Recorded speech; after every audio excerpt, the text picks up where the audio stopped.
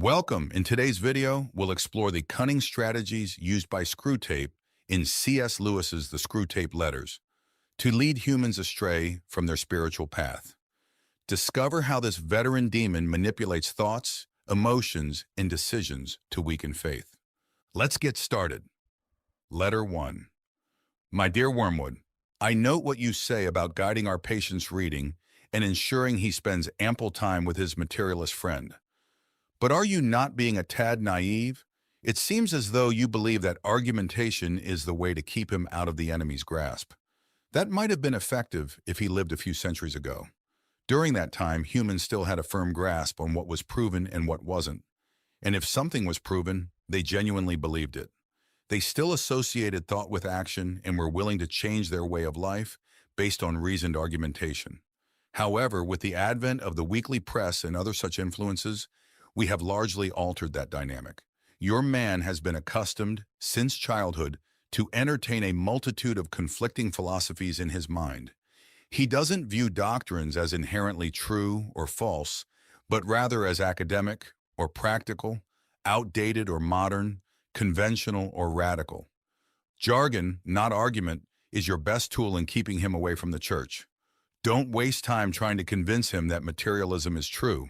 Convince him instead that it is strong or stark or courageous, that it represents the future of philosophy. That's what he cares about. The problem with argumentation is that it shifts the entire struggle onto the enemy's turf. He can argue too, whereas in the type of practical propaganda I am suggesting, he has been proven for centuries to be greatly inferior to our Father below. By engaging in argumentation, you awaken the patient's reason. And once it's awakened, who can predict the outcome? Even if a particular line of thought can be twisted in our favor, you'll find that you've reinforced in your patient the dangerous habit of focusing on universal issues and diverting his attention from immediate sensory experiences. Your goal is to fix his attention on the stream of daily life. Teach him to label it as real life and discourage him from questioning what he means by real. Remember, he's not like you, a pure spirit. Never having been human, oh, the detestable advantage of the enemy, you fail to realize how enslaved they are to the pressures of the mundane. I once had a patient, a staunch atheist, who frequented the British Museum. One day as he sat reading, I noticed his thoughts beginning to stray. The enemy, naturally, was at his side in an instant. Before I knew it, my 20 years of work were beginning to unravel. Had I panicked and tried to defend my position with arguments, I would have been defeated. But I wasn't so foolish. I immediately targeted the aspect of the man that I had the most control over and suggested that it was time for lunch. The enemy presumably countered with the suggestion, you know how one can never quite overhear what he says to them, that this matter was more pressing than lunch. At least, I believe that must have been his argument, for when I responded, exactly, in fact, far too important to address at the end of the morning, the patient visibly perked up. And by the time I added, much better to return after lunch with a fresh perspective, he was already halfway out the door. Once he hit the street, the battle was won. I showed him a newsboy shouting the noon edition and a number 73 bus passing by, and before he reached the bottom of the stairs, I had instilled in him an unshakable conviction that, regardless of the odd ideas that might come to a man's mind when he's alone with his books, a healthy dose of real life, by which he meant the bus and the newsboy, was enough to prove that all that sort of thing simply couldn't be true. He realized he'd narrowly escaped, and in later years he enjoyed discussing that inarticulate sense for actuality, which is our ultimate safeguard against the aberrations of mere logic. He's now safely ensconced in our Father's house. Do you begin to see the point? Thanks to the processes we set in motion centuries ago, they find it nearly impossible to believe in the unfamiliar when the familiar is right before their eyes. Keep hammering home the ordinariness of things, and above all, refrain from using science, the actual sciences, as a defense against Christianity. It will only encourage him to ponder realities he can't touch or see. There have been unfortunate cases among the modern physicists. If he insists on delving into science, steer him toward economics and sociology. Don't let him stray from that invaluable real life. But the most effective approach is to prevent him from reading any science at all, and instead give him the impression that he's already familiar with it all, and that everything he's picked up from casual conversation and reading is the result of modern investigation. Remember, your task is to confuse him. Judging by the way some of you young fiends talk, one might think our job was to educate. The first letter in C.S. Lewis's discussion begins with the advice for the patient to spend time with a materialist friend, setting the stage for an exploration of materialism's challenges to Christian beliefs. This initial suggestion underpins Lewis's broader critique of modern cultural challenges to Christianity, emphasizing the foundational role of materialism in his arguments. He uses his subsequent works to illustrate various aspects of materialism's limitations and dangers. In Miracles, Lewis critiques materialism's inability to provide a rational foundation for reason, highlighting its philosophical inadequacies. In The Abolition of Man, he discusses the erosion of human dignity stemming from a materialistic disregard for beauty, suggesting a devaluation of non-materialistic qualities. In The Problem of Pain, Lewis argues that materialism fails to offer a satisfying explanation for pain or a comforting prospect, contrasting it with the spiritual hope offered by Christianity. From the outset of the Screwtape Letters, the titular character, Screwtape, dismisses the use of logical argument as a means to detract the patient from God, critiquing the modern reliance on utility over truth. Screwtape advises his pupil, Wormwood, to prioritize the appearance of strength and courage in materialism over its truthfulness, thus highlighting the strategic use of jargon over logical reasoning. Lewis contrasts this approach in his writings, showcasing his adeptness in argumentation and presenting a counter-narrative to the Enlightenment's claims. He posits that true reasoning necessitates a spiritual dimension, an insight that led him to Christianity after recognizing the insufficiency of rationalism and materialism in fully explaining the world. In the concluding remarks of the first letter, Screwtape reflects on the enduring skepticism towards the unfamiliar, a skepticism fostered by Enlightenment principles that prioritize tangible, measurable knowledge. This irony is not lost on Lewis, who points out that even scientific knowledge relies on the unprovable assumption of an orderly and reliable world. By having Screwtape caution against logic, Lewis confronts the cultural misconception that science and faith are inherently contradictory, advocating for a synthesis of faith and rational inquiry. Letter 2. My dear Wormwood, I note with grave displeasure that your patient has become a Christian. Do not entertain the hope that you will evade the usual penalties. Indeed, in your better moments, I trust you would hardly even wish to do so. In the interim, we must make the best of the situation. There is no need to despair. Hundreds of these adult converts have been reclaimed after a brief stint in the enemy's camp and are now with us. All the habits of the patient, both mental and physical, are still in our favor. One of our greatest allies at present is the Church itself. Do not misunderstand me. I do not mean the Church as we perceive her to be spread, but rather the Church throughout all time and space, rooted in eternity, formidable as an army with banners. That, I confess, is a spectacle that unsettles even our boldest tempters. But fortunately, it remains entirely invisible to these humans. All your patient sees is the half-completed ersatz Gothic structure on the new development estate. Upon entering, he encounters the local grocer, with a rather oily expression, eager to offer him one shiny little book containing a liturgy neither of them understands, and one shabby little book containing corrupted texts of numerous religious lyrics, mostly inferior and in minuscule print. As he takes his seat and surveys his surroundings, he sees only the assortment of neighbors whom he had previously avoided. It is imperative that you exert substantial pressure on those neighbors. Keep his mind oscillating between the phrase, the body of Christ, and the actual countenances in the neighboring pew. It matters very little, of course, who actually occupies that neighboring pew. Even if you know one of them to be a formidable adversary on the enemy's side, it makes no difference. Your patient, thanks to our Father below, is a fool. Provided any of those neighbors sing off-key, have squeaky boots, possess double chins, or wear peculiar attire, the patient will readily conclude that their religion must therefore be absurd in some manner. At his current stage, you see, he envisions Christians in his mind as spiritual beings, although in reality, his perception is largely visual. His mind is inundated with images of togas, sandals, armor, and bare legs, and the mere fact that the other congregants wear contemporary clothing poses a genuine, albeit unconscious, challenge to him. Never allow this issue to surface. Never permit him to ponder what he expected them to resemble. Keep everything vague in his mind for now, and you will have all of eternity to amuse yourself by instilling in him the peculiar clarity that hell provides. Therefore, labor diligently on the disappointment or letdown that is undoubtedly imminent during the patient's initial weeks as a churchgoer. The enemy permits this disillusionment to occur at the onset of every human endeavor. It arises when the boy, enchanted by tales from the Odyssey in his nursery, endeavors to genuinely learn Greek. It arises when newlyweds, enamored with each other, embark on the arduous task of cohabitation. In every facet of life, it signifies the shift from idealistic aspirations to arduous endeavors.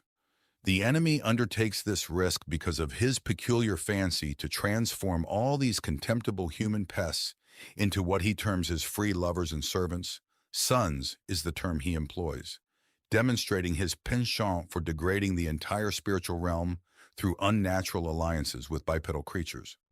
Desiring their autonomy, he consequently refuses to transport them, through their mere affections and habits, to any of the objectives he sets before them.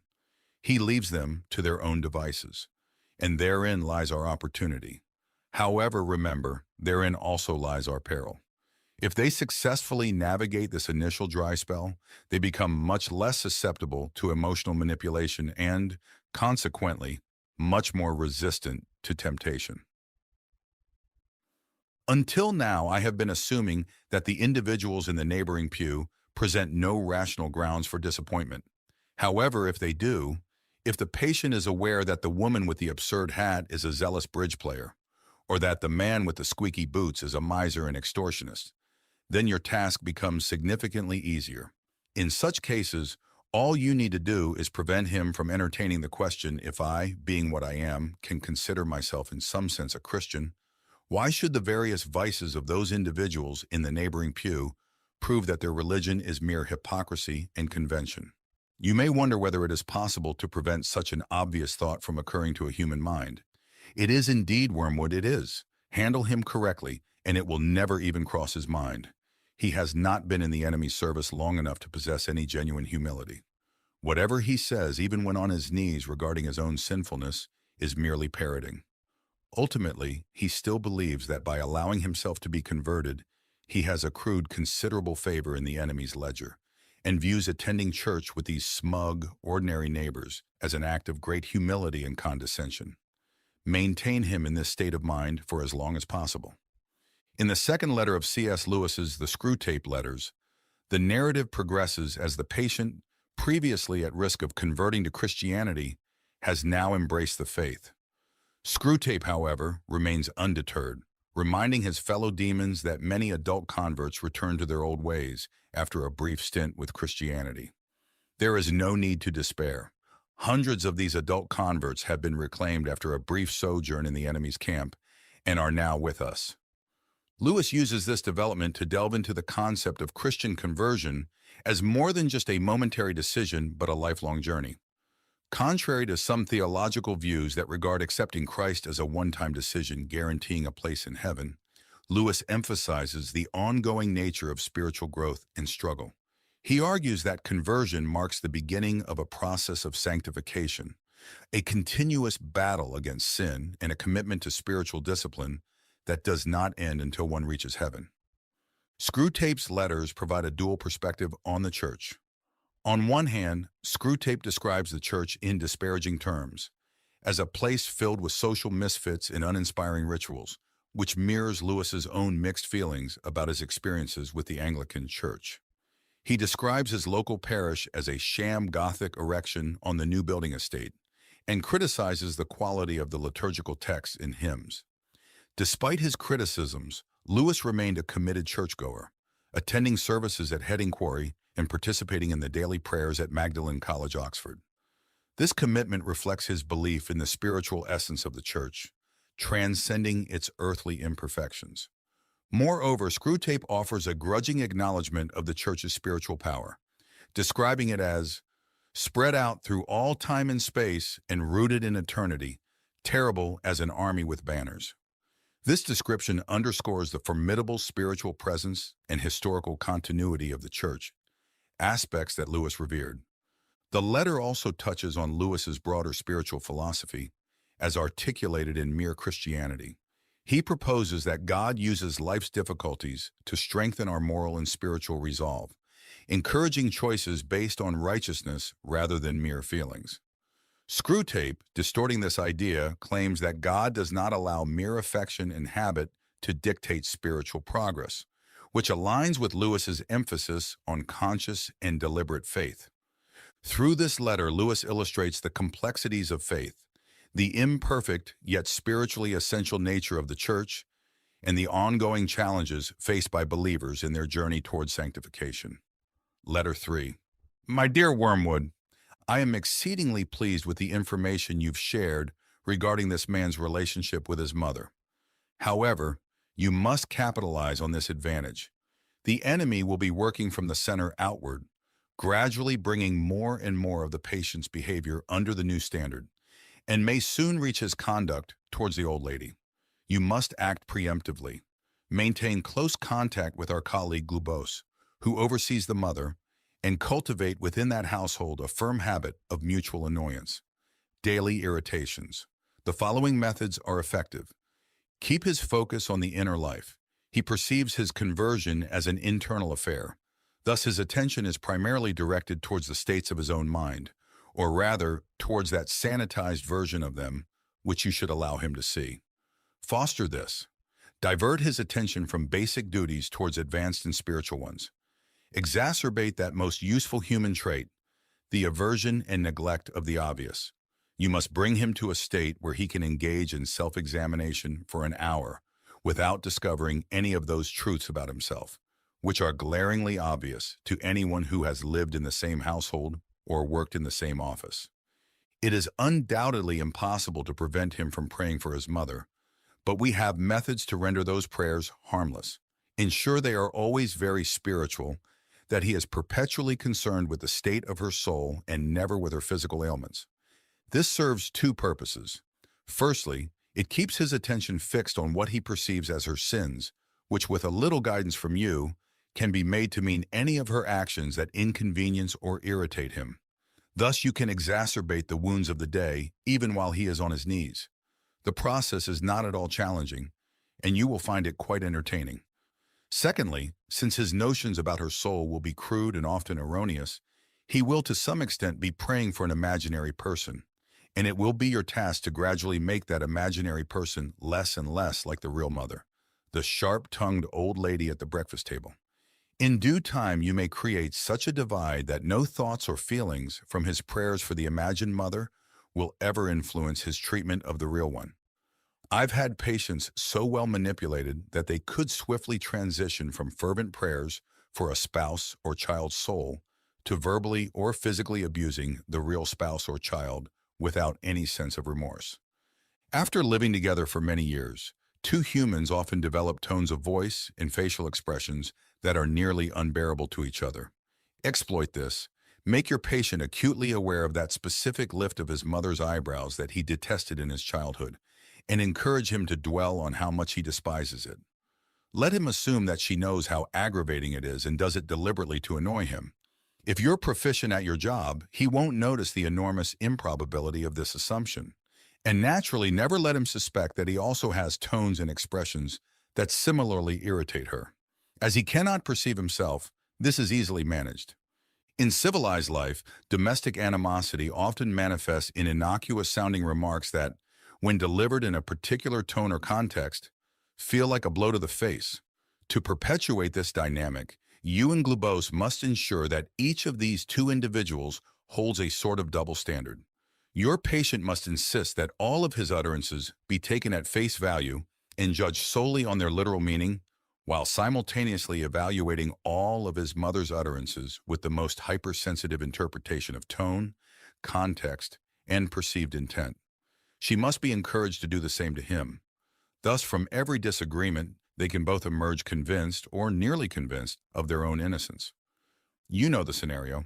I simply inquire about dinner time and she becomes enraged.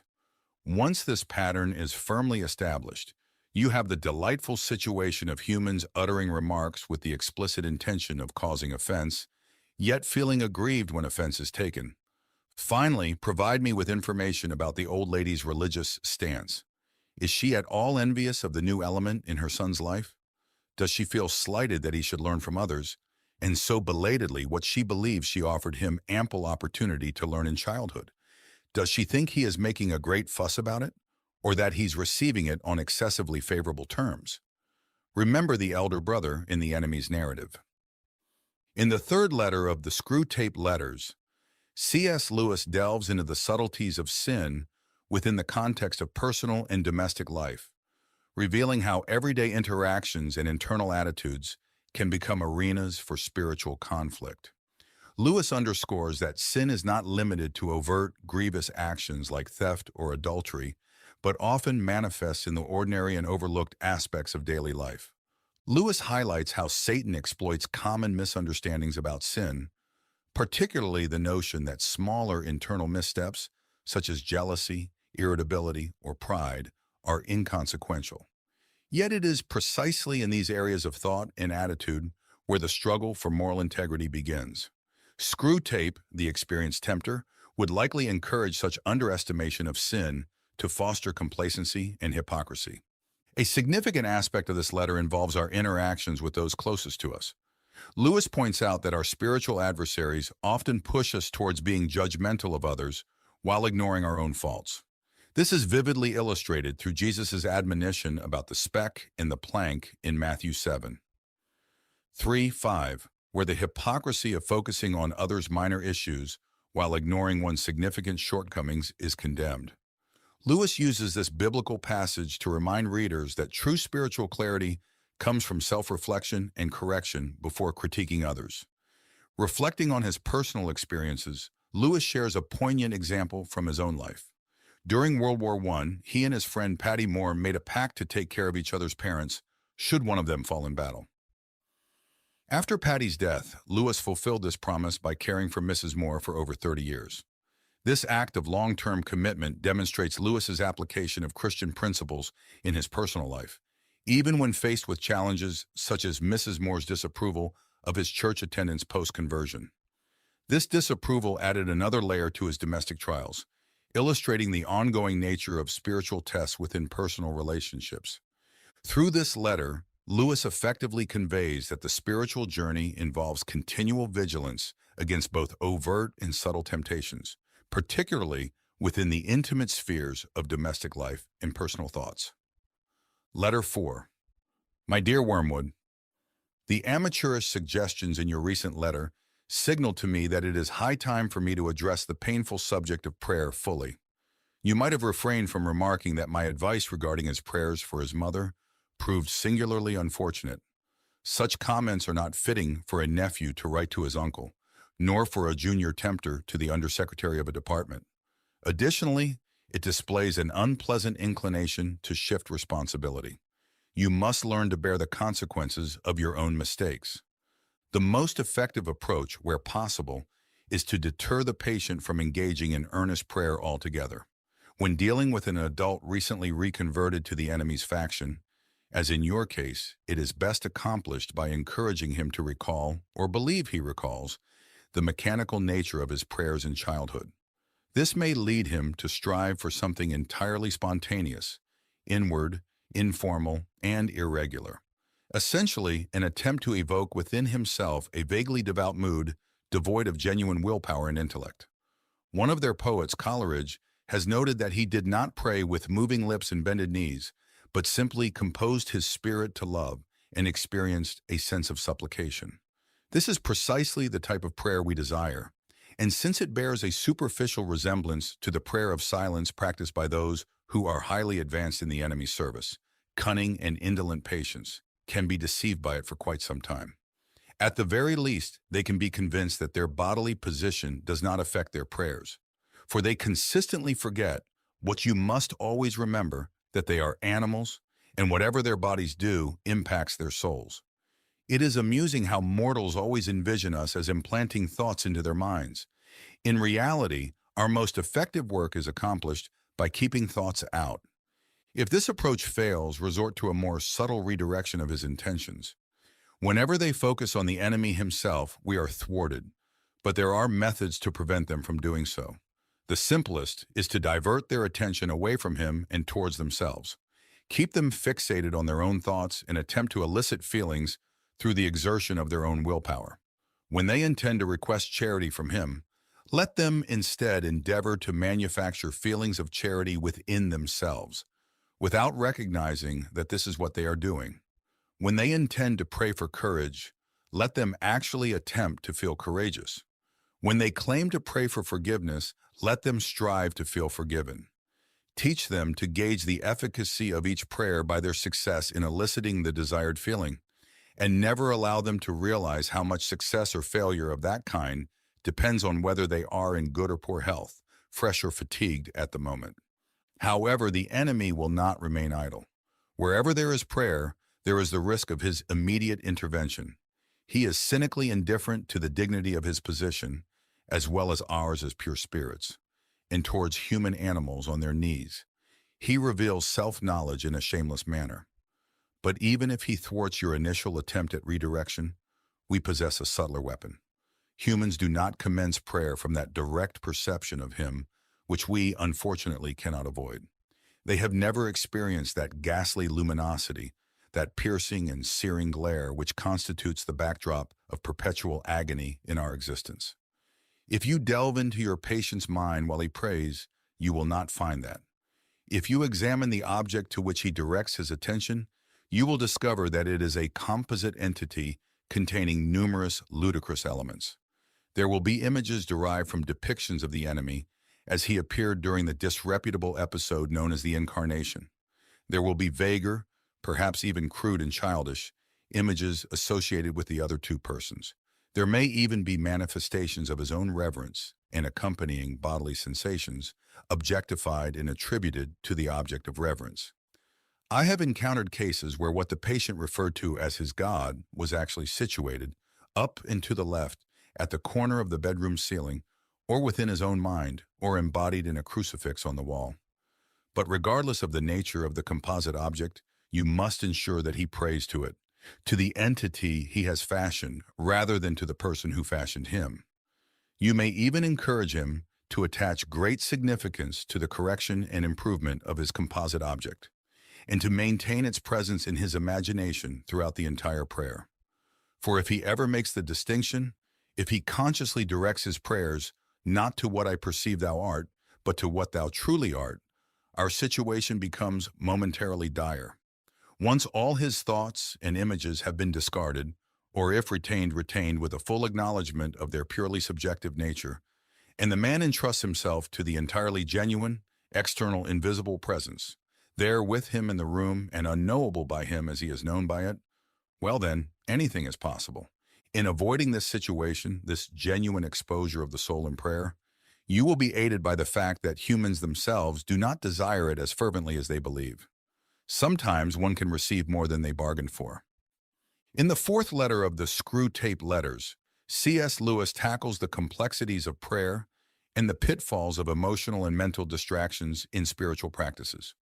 He critiques the reliance on achieving a prayerful mood or an emotionally driven devotional state, which he views as vulnerable to demonic misdirection. Lewis illustrates this through Screwtape's guidance to Wormwood on how to manipulate the patient. Screwtape advises fostering an environment where the patient is drawn away from direct communication with God and instead becomes entangled in a jumble of informal, spontaneous thoughts about God and personal feelings. The danger here, as Lewis sees it, is that such a devotional approach can lead to a form of mental idolatry where the feelings about prayer become more important than the prayer itself. For Lewis, the essence of prayer lies not in the emotional experience, but in the deliberate act of addressing God, maintaining a clear and purposeful connection. He values the act of prayer over the feeling of being in a prayerful state, emphasizing that true spiritual value is found in intentional and regular communication with God, regardless of the emotional state. While Lewis acknowledges the role of silent prayer in spiritual life, He notes its suitability primarily for those who are spiritually mature. In his later work, Letters to Malcolm, chiefly on prayer, Lewis discusses his own practice of silent prayer, highlighting its challenges and its importance. He describes successful silent prayer as an advanced spiritual exercise that requires one to be at the top of one's form, indicating the level of concentration and spiritual readiness needed. Additionally, Lewis touches on the inherent fears and resistances humans have toward God's presence. He suggests that while Christians may claim to desire God's presence, there is also an underlying fear of truly encountering the divine, reflecting the biblical narrative of Adam and Eve hiding after their sin.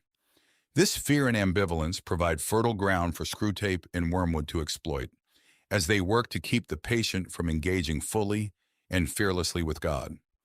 Overall, in this letter, Lewis delves deep into the spiritual discipline required for effective prayer, cautioning against allowing emotions or mental images to overshadow the primary goal of direct and intentional communion with God. He underscores the ongoing spiritual battle that involves not only external temptations, but also internal challenges in maintaining a focused and disciplined prayer life. Letter 5. My dear Wormwood, it's somewhat disappointing to anticipate a detailed report on your endeavors and instead receive such a vague outpouring as your last letter. You claim to be delirious with joy because the European humans have initiated another of their wars. I can discern precisely what has transpired with you. You're not delirious, you're simply intoxicated. Reading between the lines of your notably imbalanced account of the patient's sleepless night, I can fairly accurately reconstruct your state of mind. For the first time in your career, you've tasted that wine which is the reward of all our labors, the torment and confusion of a human soul, and it has gone to your head. I can hardly fault you. I do not expect old heads on young shoulders. Did the patient respond to some of your frightful depictions of the future? Did you incorporate some good, self-pitying glances at the happy past? Did you elicit some fine thrills in the pit of his stomach? You played your violin skillfully, didn't you? Well, it's all quite natural.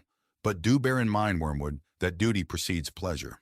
If any present self-gratification on your part results in the ultimate loss of the prey, you will be left eternally longing for that draught which you are currently relishing for the first time. Conversely, if by steady and clear-headed effort here and now you can ultimately secure his soul, he will then be yours forever. A brimful, living chalice of despair, horror, and astonishment, which you can raise to your lips as often as you please. So do not allow any transient excitement to divert you from the true task of undermining faith and hindering the development of virtues. Without fail, provide me in your next letter with a comprehensive account of the patient's reactions to the war, so that we may determine whether you are likely to do more good by making him an extreme patriot or an ardent pacifist. There are myriad possibilities. In the meantime, I must caution you not to expect too much from a war. Of course, a war is diverting. The immediate fear and suffering of the humans provide a legitimate and delightful diversion for our countless toiling workers. But what enduring benefit does it confer upon us unless we exploit it to bring souls to our Father below? When I witness the temporal suffering of humans who ultimately escape us, I feel as though I have been permitted to sample the first course of a sumptuous banquet, only to be denied the remainder. It is worse than not having tasted it at all. The enemy, true to his barbaric methods of warfare, allows us to witness the brief misery of his favorites only to tantalize and torment us. To deride the incessant hunger which during this current phase of the great conflict, his blockade is undeniably imposing. Therefore, let us contemplate how to utilize rather than how to enjoy this European war. For it possesses certain inherent tendencies which are, in themselves, by no means favorable to us. We may anticipate a considerable amount of cruelty and unchastity, but if we are not cautious, we may observe thousands turning to the enemy in this tribulation, while tens of thousands who do not go so far as that will nonetheless have their attention diverted from themselves to values and causes which they perceive to be higher than the self. I am aware that the enemy disapproves of many of these causes, but therein lies his unfairness. He frequently claims as prizes humans who have sacrificed their lives for causes he deems unworthy, on the monstrously fallacious grounds that the humans regarded them as virtuous and were following the best they knew. Consider also the undesirable deaths that occur in wartime. Men perish in places where they knew they might die, and to which they go, if they are at all aligned with the enemy's faction, prepared. How much more advantageous for us if all humans expired in costly nursing homes amidst doctors who lie, nurses who lie, friends who lie, as we have trained them, promising life to the dying, encouraging the belief that illness excuses every indulgence, and even if our workers perform their duties proficiently, withholding all suggestion of a priest, lest it should reveal to the sick man his true condition. And how detrimental for us is the perpetual recollection of death which war imposes. One of our most effective weapons, contented worldliness, is rendered impotent. In wartime, not even a human can entertain the delusion that he will live forever. I am aware that Scabtree and others have perceived in wars a significant opportunity for assaults on faith, but I believe that perspective was overstated.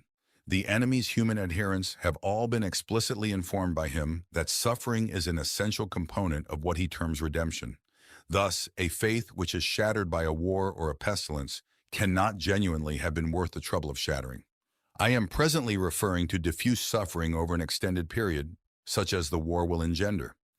Naturally, in moments of terror, bereavement, or physical agony, you may catch your man when his reason is temporarily suspended. Yet even then, if he appeals to enemy headquarters, I have discovered that the post is nearly always defended. In the fifth letter of the Screwtape Letters, C.S. Lewis confronts the topic of death, providing a sinister perspective on the preferred circumstances of dying from the viewpoint of demons. Screwtape, the senior demon advising his nephew Wormwood, expresses a preference for human deaths that occur in settings like nursing homes, where deceit and denial about the reality of death can be cultivated and exploited. Screwtape revels in the idea of humans dying amid falsehoods, surrounded by doctors, nurses, and friends who perpetuate lies about recovery, indulge every whim under the guise of sickness, and avoid any mention of spiritual counsel that might awaken the dying person to their true spiritual state. This strategy is designed to keep individuals from confronting the reality of their mortality and, by extension, their accountability in the afterlife. Lewis uses this scenario to critique a societal tendency to avoid discussions of death and the eternal consequences of one's beliefs. He contrasts the quiet, deceptive comfort of a nursing home death with the brutal immediacy of wartime fatalities. In war, individuals often face their mortality directly and may be more open to spiritual reflection and preparation, conditions that Screwtape deems undesirable. Reflecting on his own experiences as a veteran of the First World War and writing during the ongoing conflict of the Second World War, Lewis understood the stark confrontations with death that combatants face. He argues that, despite its horrors, war exposes the unavoidable reality of human mortality, which can lead to deeper spiritual awareness and preparation. This idea resonates with the biblical injunction from Psalm 90:12, which calls on people to number our days that we may gain a heart of wisdom. Lewis suggests that by acknowledging the inevitability of death, individuals can live more purposefully and wisely. The letter also touches on personal experiences with death in a more contemporary setting, like hospices, where discussions about faith and eternity can be contentious and unwelcome. Lewis uses these observations to underscore the importance of facing death with a clear understanding of one's beliefs and the consequences they carry into the afterlife.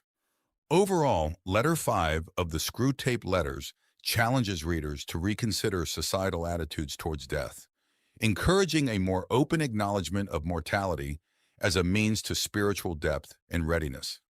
Letter 6. I am delighted to hear that your patient's age and profession make it possible, but by no means certain, that he will be called up for military service. We want him to be in the maximum uncertainty so that his mind will be filled with contradictory pictures of the future, every one of which arouses hope or fear. There is nothing like suspense and anxiety for barricading a human's mind against the enemy. He wants men to be concerned with what they do. Our business is to keep them thinking about what will happen to them. Your patient will, of course, have picked up the notion that he must submit with patience to the enemy's will.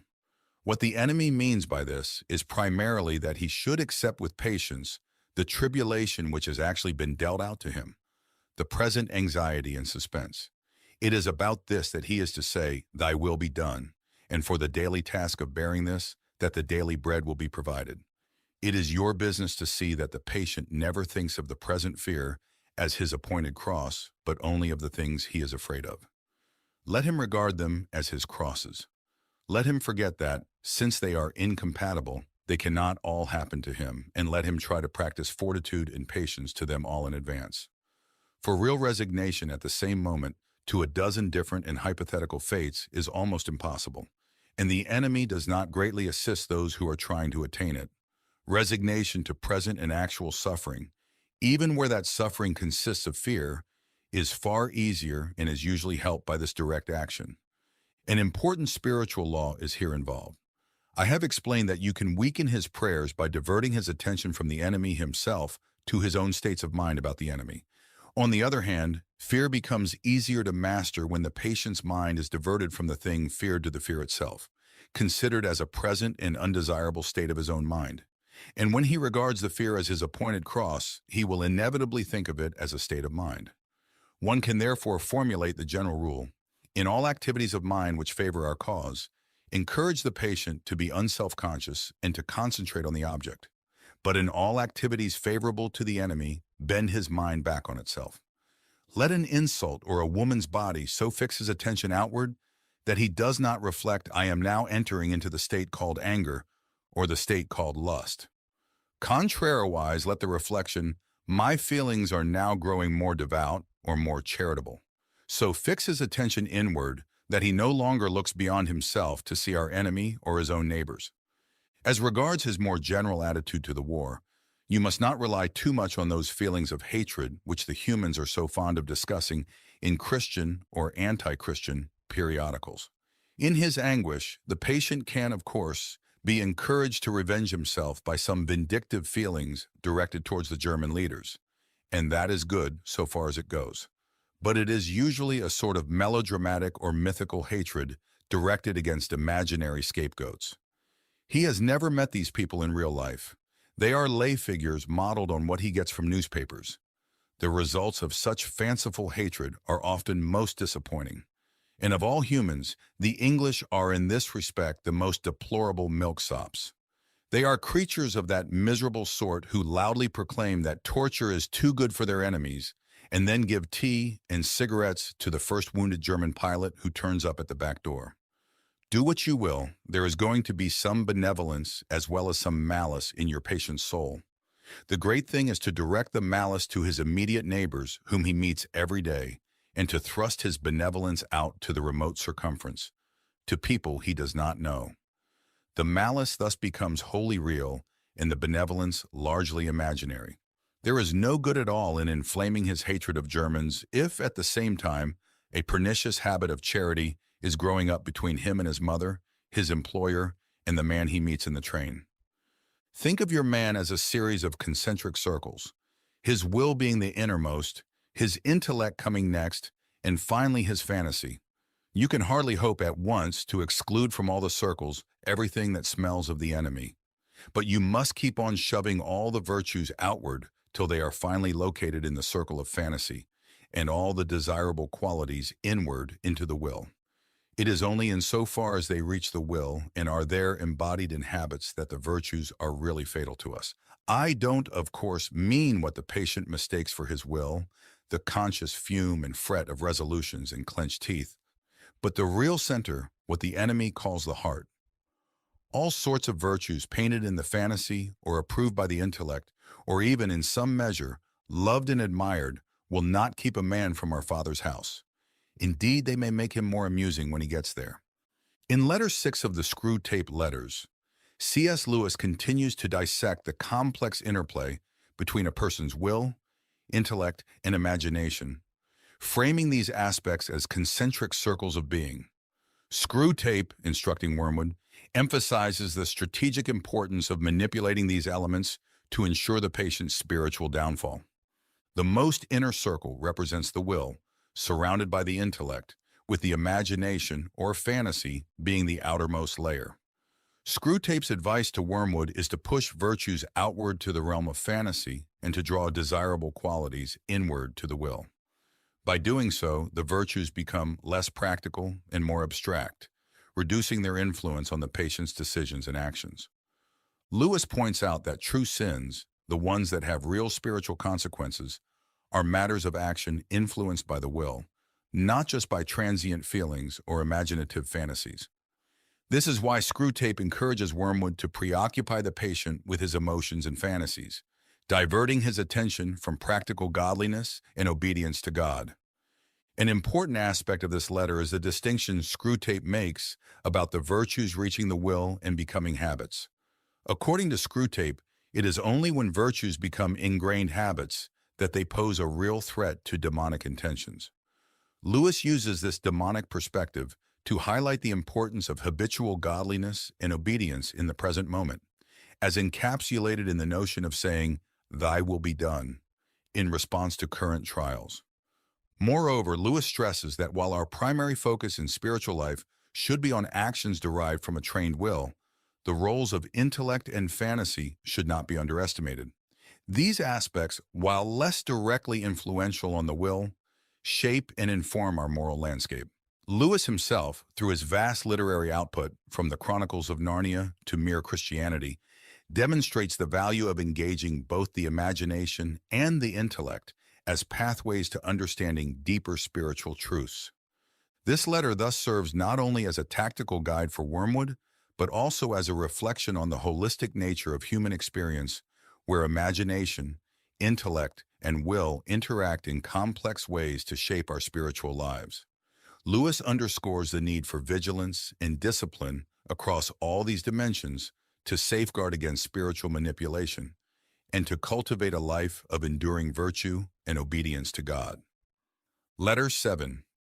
My dear Wormwood, I wonder why you should ask me whether it is essential to keep the patient in ignorance of your own existence. That question, at least for the present phase of the struggle, has been answered for us by the High Command. Our policy, for the moment, is to conceal ourselves.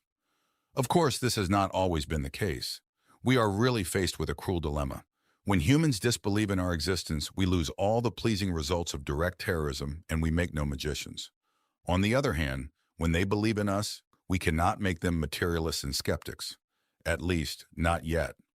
I have great hopes that we shall learn in due time how to emotionalize and mythologize their science to such an extent that what is, in effect, belief in us, though not under that name, will creep in while the human mind remains closed to belief in the enemy. The life force, the worship of sex, and some aspects of psychoanalysis may here prove useful.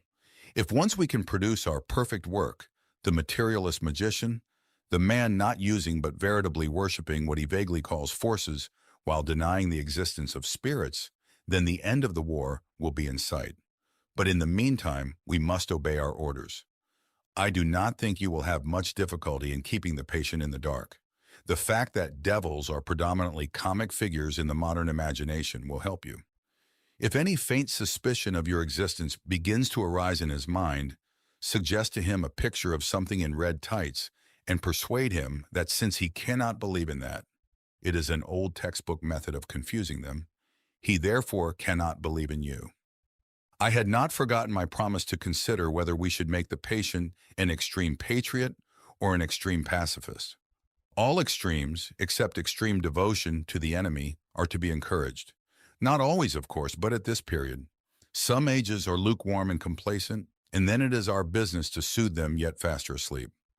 Other ages, of which the present is one, are unbalanced and prone to faction, and it is our business to inflame them. Any small coterie, bound together by some interest which other men dislike or ignore, tends to develop inside itself a hothouse mutual admiration, and towards the outer world, a great deal of pride and hatred which is entertained without shame, because the cause is its sponsor and it is thought to be impersonal. Even when the little group exists originally for the enemy's own purposes, this remains true.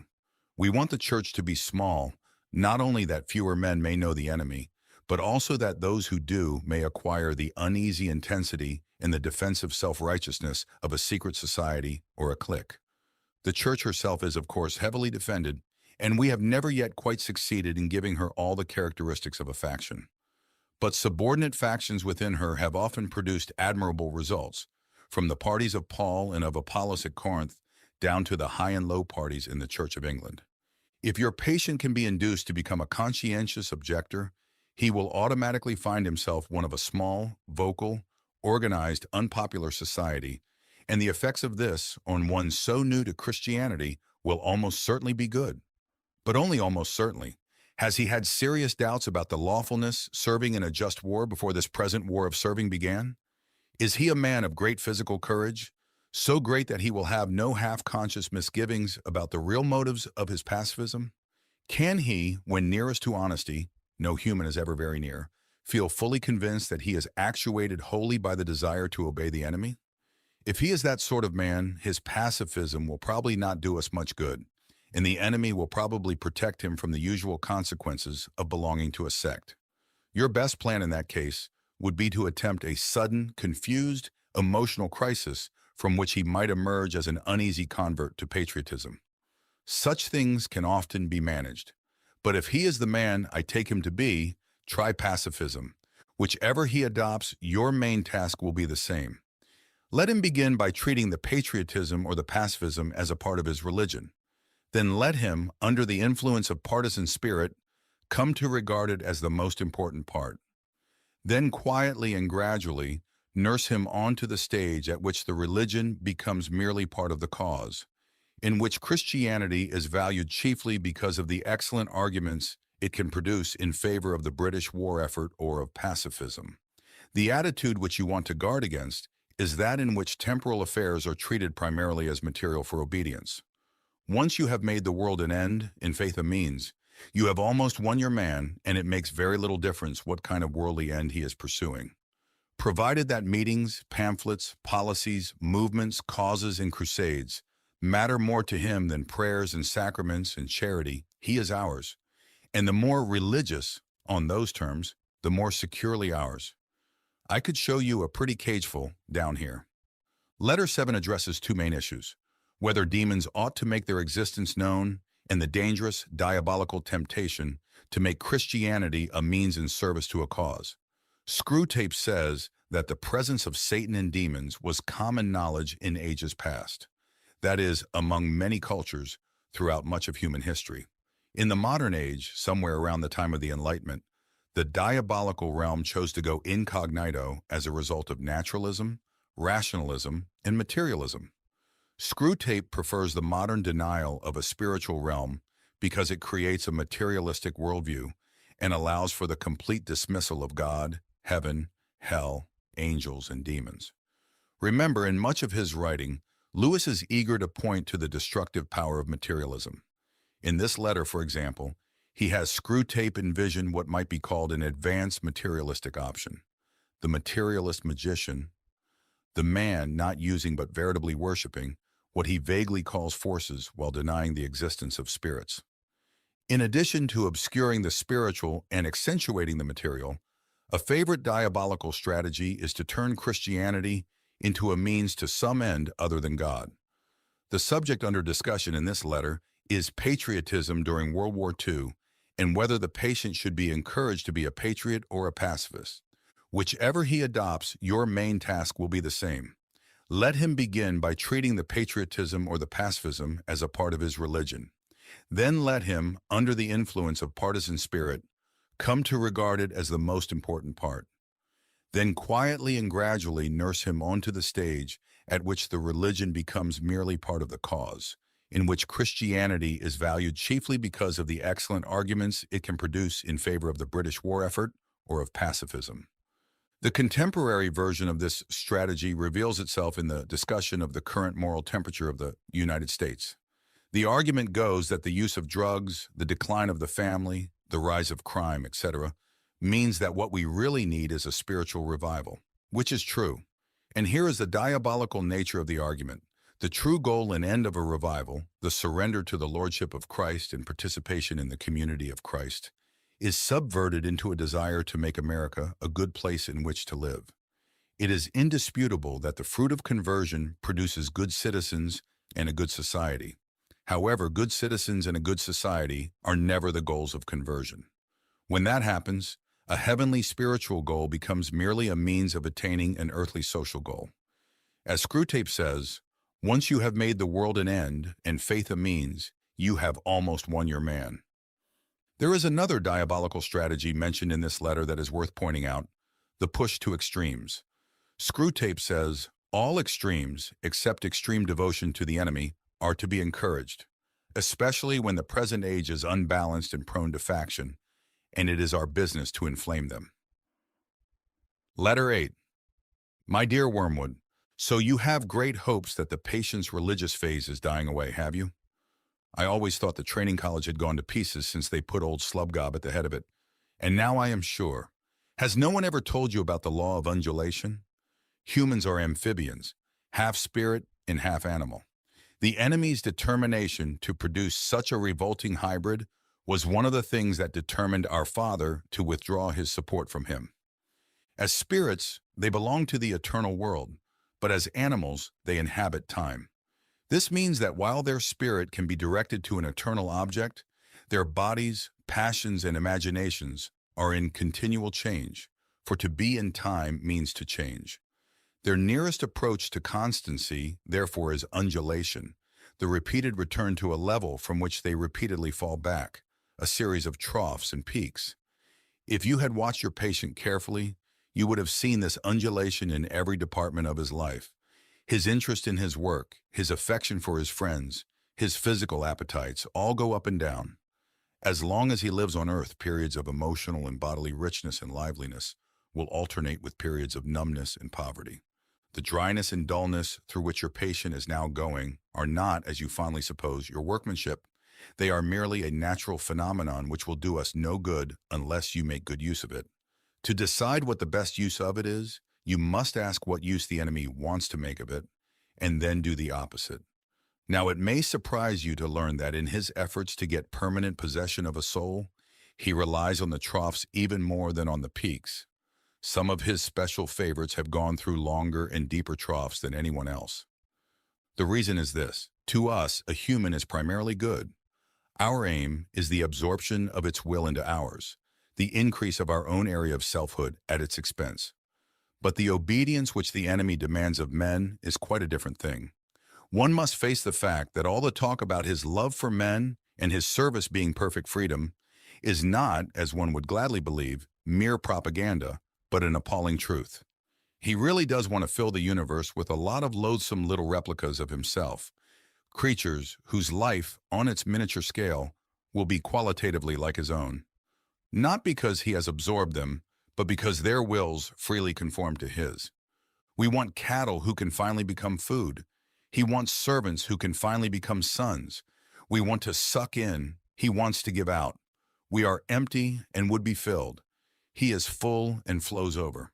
Our war aim is a world in which our Father below has drawn all other beings into himself. The enemy wants a world full of beings united to him, but still distinct. And that is where the troughs come in. You must have often wondered why the enemy does not make more use of his power to be sensibly present to human souls in any degree he chooses and at any moment. But you now see that the irresistible and the indisputable are the two weapons which the very nature of his scheme forbids him to use. Merely to override a human will, as his felt presence in any but the faintest and most mitigated degree would certainly do, would be for him useless. He cannot ravish. He can only woo. For his ignoble idea is to eat the cake and have it. The creatures are to be one with him, but yet themselves. Merely to cancel them or assimilate them will not serve. He is prepared to do a little overriding at the beginning. He will set them off with communications of his presence which, though faint, seem great to them with emotional sweetness, an easy conquest over temptation. But he never allows this state of affairs to last long. Sooner or later he withdraws, if not in fact, at least from their conscious experience, all those supports and incentives. He leaves the creature to stand up on its own legs, to carry out from the will alone duties which have lost all relish. It is during such trough periods, much more than during the peak periods, that it is growing into the sort of creature he wants it to be. Hence the prayers offered in the state of dryness are those which please him best. We can drag our patients along by continual tempting because we design them only for the table, and the more their will is interfered with, the better. He cannot tempt to virtue as we do to vice. He wants them to learn to walk and must therefore take away his hand. And if only the will to walk is really there, he is pleased even with their stumbles. Do not be deceived, Wormwood. Our cause is never more in danger than when a human, no longer desiring but intending to do our enemy's will, looks round upon a universe from which every trace of him seems to have vanished, and asks why he has been forsaken and still obeys. But of course, the troughs afford opportunities to our side also. Next week, I will give you some hints on how to exploit them. In Letter 7, Screwtape encourages thinking in extremes for Wormwood's patient. In Letter 8, he encourages taking advantage of the ups and downs in life. Everyone notices in the course of their spiritual journey that there are emotional phases that vary greatly from one another. One well-known phase is the honeymoon that often follows a teenage or even adult conversion. The sense of release, forgiveness, in the presence of God feels almost intoxicating. Eventually, though, the honeymoon phase gives way to something else, sometimes called the desert phase, one in which there is no sense of the presence of God at all, and the Christian life becomes monotonous. After Mother Teresa of Calcutta died, her personal diary revealed that she had experienced years of such dryness. Lewis is frequently thought of as a great apologist, clearly explaining and defending Christianity. He was also a great spiritual guide. He received thousands of letters from people asking for his advice on how to live the Christian life. He made a commitment to answer every single letter, spending an hour or two each day corresponding with people he had never met, but who had read something he had written and who were looking for spiritual insight and encouragement. Those letters have been compiled and published in books such as Letters to an American Lady, C.S. Lewis, Letters to Children, and Yours, Jack. In Letter 8, Lewis, through Screwtape, provides wonderful spiritual guidance for living the normal, mature Christian life. It is normal to experience ups and downs. This is due to what Lewis has Screwtape called the law of undulation. If you had watched your patient carefully, you would have seen this undulation in every department of his life. His interest in his work, his affection for his friends, his physical appetites all go up and down. As long as he lives on earth, periods of emotional and bodily richness and liveliness will alternate with periods of numbness and poverty. The dryness and dullness through which your patient is now going are not, as you fondly suppose, your workmanship. They are merely a natural phenomenon which will do us no good unless you make a good use of it. Lewis encourages us to understand that though we might prefer emotionally satisfying periods in our spiritual journeys, it is the dry times, or troughs, according to the law of undulation, that most shape our souls. Screwtape knows the true power of those dry periods. Sooner or later, the enemy withdraws, if not in fact, at least from their conscious experience, all those supports and incentives. He leaves the creature to stand up on its own legs, to carry out from the will alone duties which have lost all relish. It is during such trough periods, much more than during the peak periods, that it is growing into the sort of creature he wants it to be. Hence the prayers offered in the state of dryness are those which please him best. It's good to know, and even a comfort, to know that when our spiritual journey is difficult, God is not absent and will never abandon us. He is always working, however we feel, to shape our souls and conform us to the image of Christ. Letter 9. My dear Wormwood, I hope my last letter has convinced you that the trough of dullness or dryness through which your patient is going at present will not, of itself, give you his soul, but needs to be properly exploited. What forms the exploitation should take I will now consider. In the first place, I have always found that the trough periods of human undulation provide an excellent opportunity for all sensual temptations, particularly those of sex. This may surprise you, because of course there is more physical energy and therefore more potential appetite at the peak periods. But you must remember that the powers of resistance are then also at their highest. The health and spirits which you want to use in producing lust can also, alas, be very easily used for work or play or thought or innocuous merriment. The attack has a much better chance of success when the man's whole inner world is drab and cold and empty. And it is also to be noted that the trough sexuality is subtly different in quality from that of the peak, much less likely to lead to the milk and water phenomenon which the humans call being in love, much more easily drawn into perversions, much less contaminated by those generous and imaginative and even spiritual concomitants which often render human sexuality so disappointing. It is the same with other desires of the flesh. You are much more likely to make your man a sound drunkard by pressing drink on him as an anodyne when he is dull and weary, than by encouraging him to use it as a means of merriment among his friends when he is happy and expansive. Never forget that when we are dealing with any pleasure in its healthy and normal and satisfying form, we are, in a sense, on the enemy's ground. I know we have won many a soul through pleasure. All the same, it is his invention, not ours. He made the pleasures. All our research so far has not enabled us to produce one. All we can do is to encourage the humans to take the pleasures which our enemy has produced, at times, or in ways, or in degrees, which he has forbidden. Hence, we always try to work away from the natural condition of any pleasure to that in which it is least natural, least redolent of its maker, and least pleasurable. An ever-increasing craving for an ever-diminishing pleasure is the formula. It is more certain in its better style. To get the man's soul and give him nothing in return, that is what really gladdens our Father's heart. And the troughs are the time for beginning the process. But there is an even better way of exploiting the trough. I mean through the patient's own thoughts about it. As always, the first step is to keep knowledge out of his mind. Do not let him suspect the law of undulation. Let him assume that the first ardors of his conversion might have been expected to last and ought to have lasted forever, and that his present dryness is an equally permanent condition. Having once got this misconception well fixed in his head, you may then proceed in various ways. It all depends on whether your man is of the desponding type who can be tempted to despair, or of the wishful thinking type who can be assured that all is well. The former type is getting rare among the humans. If your patient should happen to belong to it, everything is easy. You have only got to keep him out of the way of experienced Christians, an easy task nowadays, to direct his attention to the appropriate passages in Scripture, and then to set him to work on the desperate design of recovering his old feelings by sheer willpower, and the game is ours. If he is of the more hopeful type, your job is to make him acquiesce in the present low temperature of his spirit and gradually become content with it, persuading himself that it is not so low after all. In a week or two, you will be making him doubt whether the first days of his Christianity were not perhaps a little excessive. Talk to him about moderation in all things. If you can once get him to the point of thinking that religion is all very well up to a point, you can feel quite happy about his soul. A moderated religion is as good for us as no religion at all, and more amusing. Another possibility is that of direct attack on his faith. When you have caused him to assume that the trough is permanent, can you not persuade him that his religious phase is just going to die away, like all his previous phases?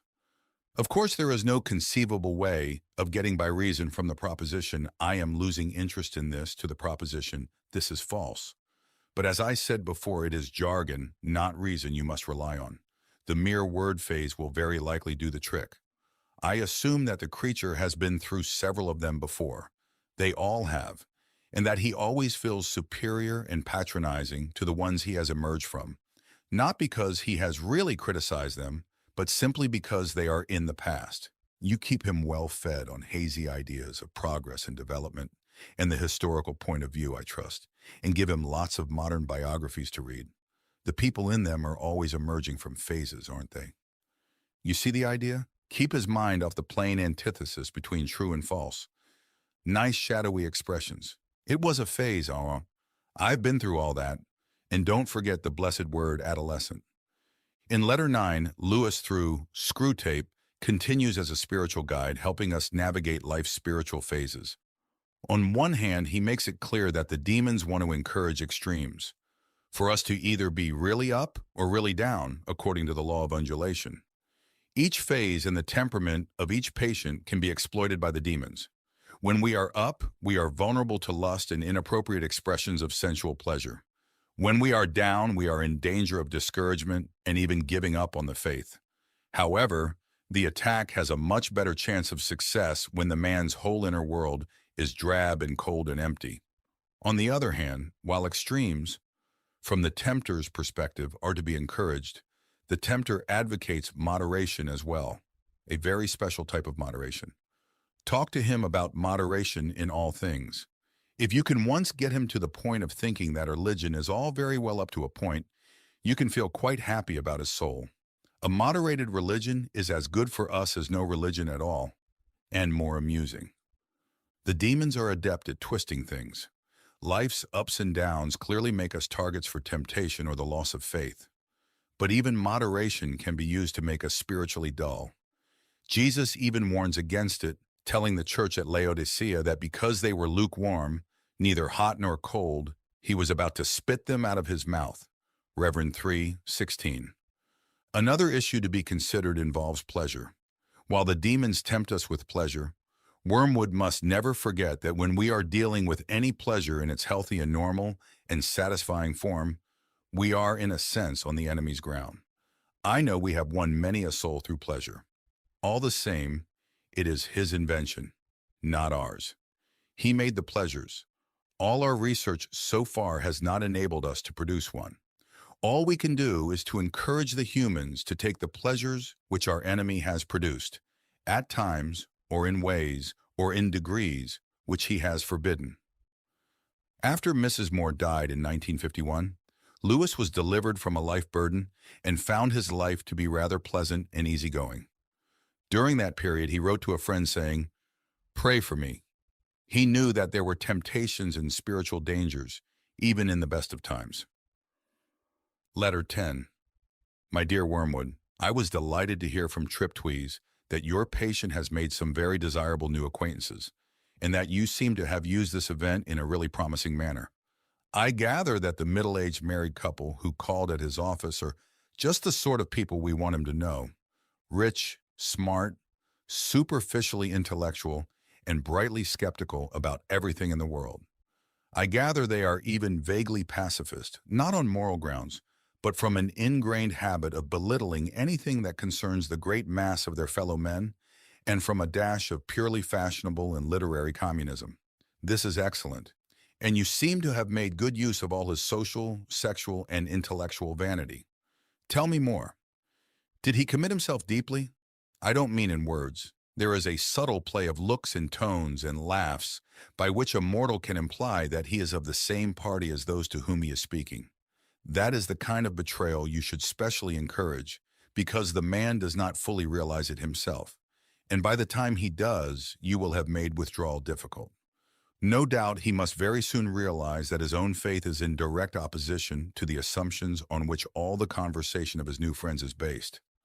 I don't think that matters much, provided that you can persuade him to postpone any open acknowledgement of the fact, and this with the aid of shame, pride, modesty, and vanity will be easy to do. As long as the postponement lasts, he will be in a false position. He will be silent when he ought to speak and laugh when he ought to be silent. He will assume, at first only by his manner, but presently by his words, all sorts of cynical and skeptical attitudes, which are not really his. But if you play him well, they may become his. All mortals tend to turn into the thing they are pretending to be. This is elementary. The real question is how to prepare for the enemy's counterattack. The first thing is to delay as long as possible the moment at which he realizes this new pleasure as a temptation. Since the enemy's servants have been preaching about the world as one of the great standard temptations for 2,000 years, this might seem difficult to do. But fortunately, they have said very little about it for the last few decades. In modern Christian writings, though I see much, indeed more than I like, about Mammon, I see few of the old warnings about worldly vanities, the choice of friends, and the value of time.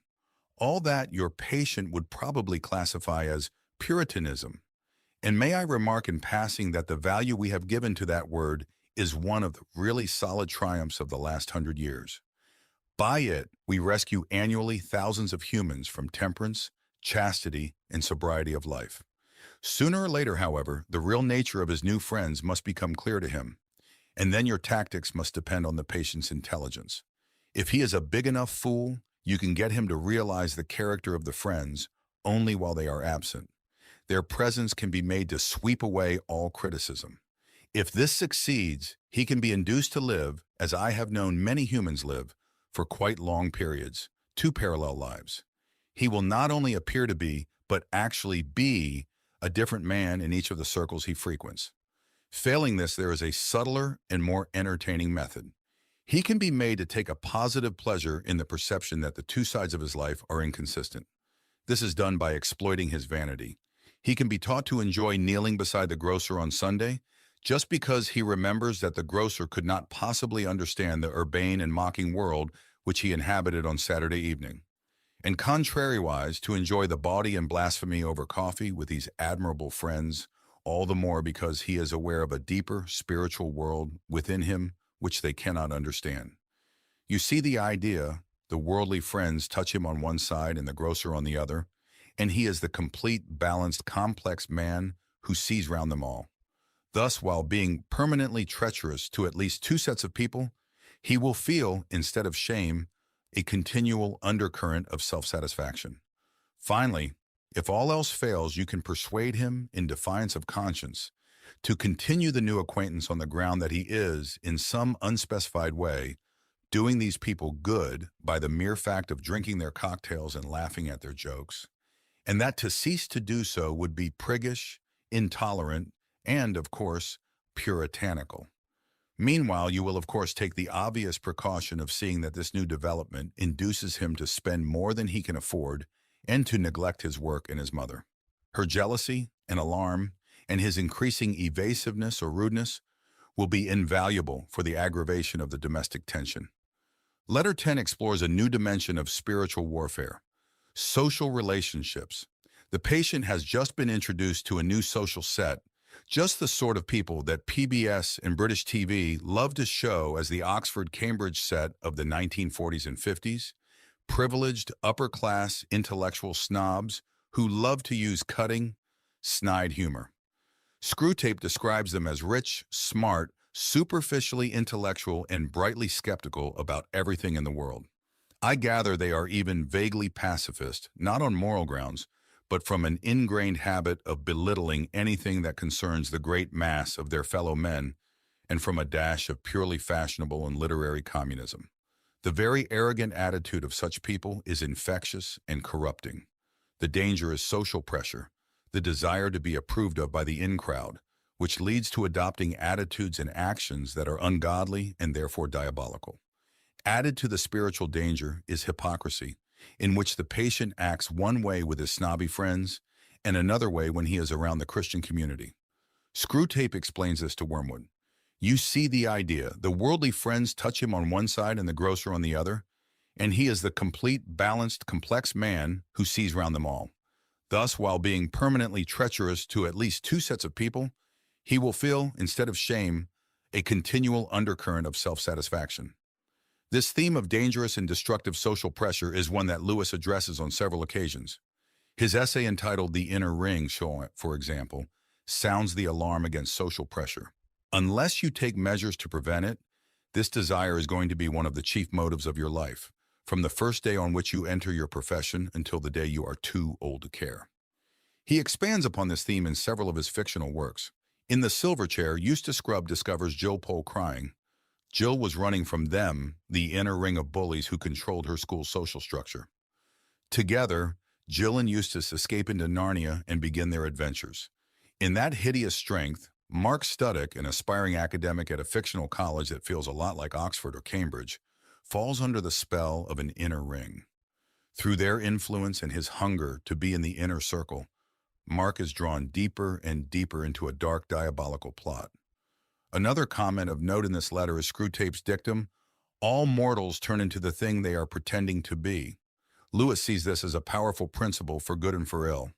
In Mere Christianity, he suggests that those of us who desire to grow spiritually, even if we don't feel very holy or righteous, should pretend that we are anyway, for if we do this, eventually our play acting will become a reality. Lewis explains, do not waste time bothering whether you love your neighbor. Act as if you did. As soon as we do this, we find one of the great secrets. When you are behaving as if you love someone, you will presently come to love him. If you injure someone you dislike, you will find yourself disliking him more. Lewis here is functioning as our spiritual guide. Again, he wants us to know that choosing to do what is right, whether we feel like it or not, shapes our souls in ways that are... Imagine a path of transformation that begins with discomfort at the thought of making a mistake. This feeling of guilt is a sign that God is working in you. Then, familiar environments become uncomfortable, and worldly activities lose their luster, reflecting a deep change in your heart. Conversations with friends seem superficial, and you seek something more meaningful, realizing that walking in the Spirit means focusing on divine principles. This is not a call to distance yourself from everyone, but to love more deeply and be a light, inspiring others, and planting the seed of faith. Finally, you feel an inexplicable peace, regardless of the challenges. This peace is a clear sign of your closeness to God, showing a confidence that everything is in His hands. Curious? Learn to recognize when you are getting closer to God. Today we will also pray for God to illuminate us with His grace and goodness so that we may feel His presence more clearly. First, Lewis says, when a man is getting better, he understands more and more clearly the evil that is still left in him. When a man is getting worse, he understands his own badness less and less. Whenever you commit a sin, or even consider sinning, you feel an immediate discomfort. Then, upon sinning, a feeling of repulsion arises, or after the sin, a deep guilt takes over you. This conviction in your heart is a sign that God is working in your life, and that the Holy Spirit dwells in you. Romans 8, verse 13 says, "For if you live according to the flesh, you will die. But if by the Spirit you put to death the deeds of the body, you will live." Feeling guilt after sinning, or having this deep conviction when thinking of sinning, is not a negative thing. God does not convict us to shame us, but to lead us to repentance, allowing us to grow closer to Him. As 1 John 1, verse 9 says, "If we confess our sins, He is faithful and just, to forgive us our sins, and to cleanse us from all unrighteousness." Second, Lewis says that the safest road to hell is the gradual one, the gentle slope, soft underfoot, without sudden turnings, without milestones, without signposts. You start to stand out in sinful environments. This does not mean you consider yourself superior or more powerful for following God. No, what happens is that worldly activities in those environments no longer interest you. 1 John 2, verse 15 confirms this. "Do not love the world or the things in the world. If anyone loves the world, the love of the Father is not in him." You feel uncomfortable and out of place. This transformation is God's work in your heart, not to control you, but to align you more with His will. As 1 Corinthians 15, verse 33 says, "Do not be deceived. Evil company corrupts good habits." Third, your conversations with many people, including close friends, start to seem superficial and shallow. Lewis says that friendship is born at that moment when one person says to another, "What? You too? I thought I was the only one." Therefore, people who are not on God's path do not add anything to us. It may seem difficult, but Lewis also says that if you want a religion to make you feel really comfortable, I certainly don't recommend Christianity. Thus, as you draw closer to God, and your character and heart align with His will, you realize you have less in common with these people. Not that you are better than them, but you are on different paths. Your desires have changed, and your heart is in another place. The conversations seem worldly. God calls us to walk in the Spirit, not in the flesh. As Galatians 5, verse 22, 23 says, "But the fruit of the Spirit is love, joy, peace, long-suffering, kindness, goodness, faithfulness, gentleness, self-control." Walking in the Spirit means turning away from worldly things and focusing on God and His principles, as Romans 12 verse 2 says, "And do not be conformed to this world, but be transformed by the renewing of your mind, that you may prove what is that good and acceptable and perfect will of God." This does not mean that you should distance yourself from everyone you know or cut off friendships. Following God does not mean being perfect. We all sin and fall short of the glory of God. God calls us to love one another as brothers and sisters, sons and daughters of God. Be kind to everyone you meet and be open to planting the seed of faith. You don't need to force your beliefs on others or friends. Be an example of what Christ has called you to be, loving, kind, and controlled. Matthew 5 verse 16 says, "Let your light so shine before men that they may see your good works and glorify your Father in heaven." If someone asks how you live your life with so much peace amidst chaos, then plant the seed, but do not rush the harvest. Leave the harvest in God's hands. Lastly, the fourth sign that you are getting closer to God is the peace you begin to feel. Lewis says that God cannot give us happiness and peace apart from himself, because it is not there. There is no such thing. Regardless of the circumstances, whether your life is as you expected or full of challenges, you feel an inexplicable peace. Philippians 4 verse 7. "And the peace of God, which surpasses all understanding, will guard your hearts and minds through Christ Jesus." This peace comes from being immersed in the present and trusting that everything is in God's hands.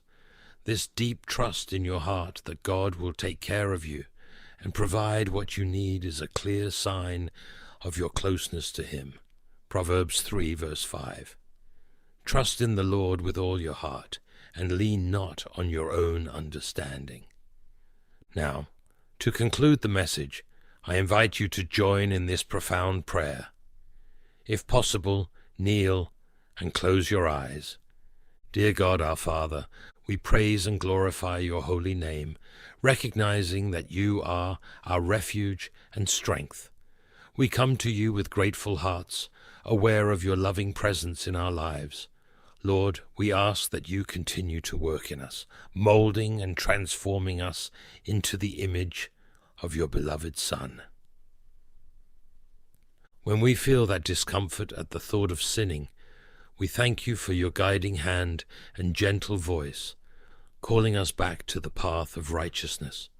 Help us, Lord, to recognize these moments as signs of your work in us, leading us to repentance and sanctification.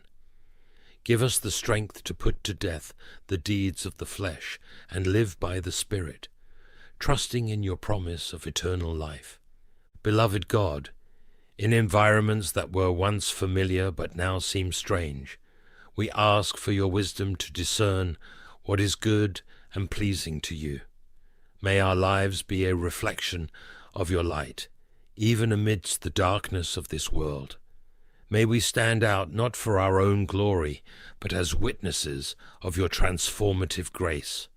May we be firm in faith, rejecting worldly influences and keeping our hearts aligned with your will.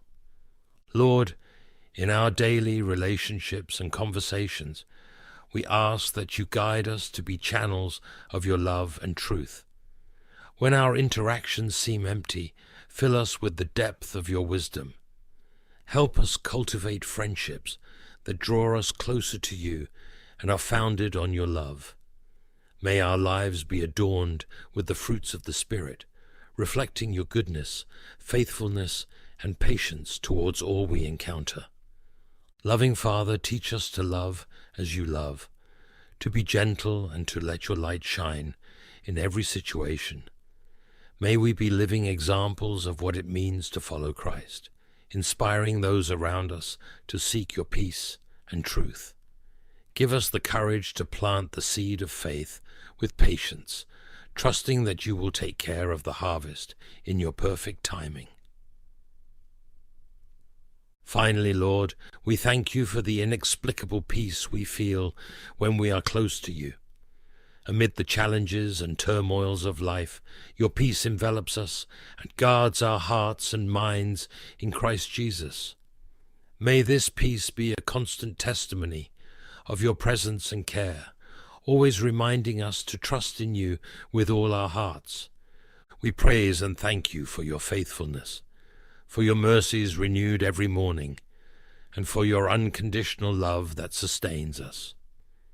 In Jesus' name we pray. Amen. Thank you for praying with us and for reaching the end of this video. Share it with those in need, subscribe if you haven't already, like, and leave your comments of praise to the Lord.